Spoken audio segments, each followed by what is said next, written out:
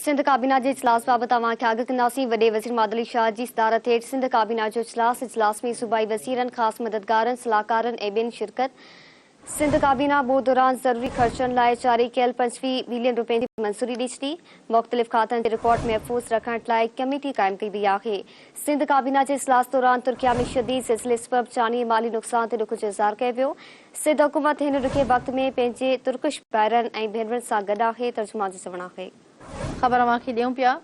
कराची खां वॾे वज़ीर सैयद मुराद अली शाह जी सदारत हेठि सिंध काबीना जो इजलास थियो आहे। इजलास में सूबाई वज़ीरनि, ख़ासि मददगारनि, सलाहकारनि ऐं ॿियनि शिरकत कई आहे।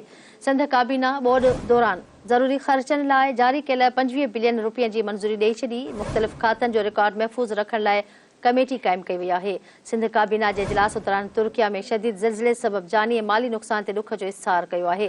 सिंध हुकूमत हिन ॾुखिये वक़्त में पंहिंजे तुर्किश भाइरनि ऐं भेनरुनि सां गॾु आहे। इन जा वधीक तफ़सील मालूम कंदासीं। कराची खां धरती टीवी न्यूज़ जो chief reporter Shabbir Lashari line ते मौजूद है। जी शब्बीर लाशारी, सिंध काबीना जे इजलास बाबति वधीक तफ़सील ॾिजो। बिल्कुल वॾे वज़ीर सैयद मुराद अली शाह जी सदारत हेठि सिंध काबीना जे इजलास में काबीना मेंबरनि, सूबाई सलाहकारनि, वॾे वज़ीर ख़ासि मददगारनि, chief secretary, IG Sindh police ऐं ॿियनि लाॻापियल शिरकत कई आहे।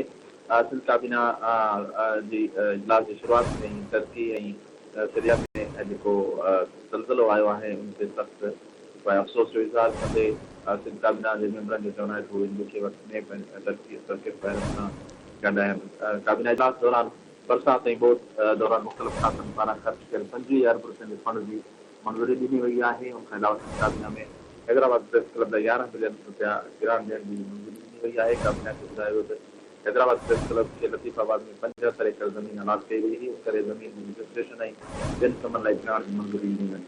सिंध काबीना मुख़्तलिफ़ खातनि जो रिकॉर्ड महफ़ूज़ बणाइण लाइ वॾे वज़ीर जे आर्काइव्स बाबति ख़ासि मददगार तारिक हसन ऐं रेवेन्यू वारे सूबाई वज़ीर मखदूम रहमान जी सरबराही में कमेटी जोड़ण जो फ़ैसिलो कयो वियो आहे। उन खां अलावा सिंध काबीना प्लानिंग मैनुअल ते गौर वीचार कंदे रिफॉर्म मुकमल थियण सां ई उन्हनि जी SME मंज़ूर थियण जो फ़ैसिलो करे छॾियो आहे। वॾे वज़ीर जो चवणो हो त रिफॉर्म मुकमल थी वञनि थियूं पर SME नथी थिए, उन करे उन रिफॉर्म जो फ़ाइदो नथो थिए।